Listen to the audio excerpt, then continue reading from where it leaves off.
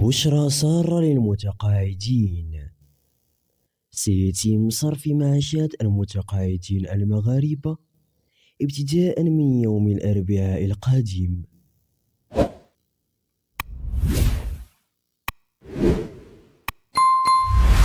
حيث أعلن الصندوق المغربي للتقاعد اليوم الجمعة أنه في إطار الإجراءات المتخذة بمناسبة اقتراب عيد الفطر سيتم صرف معاشات المتقاعدين وذوي الحقوق بصفة استثنائية ابتداء من يوم الأربعاء 18 مارس من سنة 2026.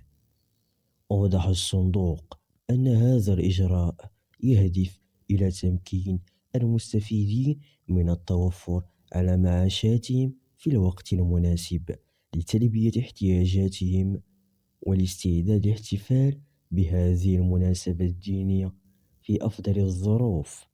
وأضاف المصدر ذاته أن هذه العملية سيتم تنفيذها بتنسيق وثيق مع المؤسسات البنكية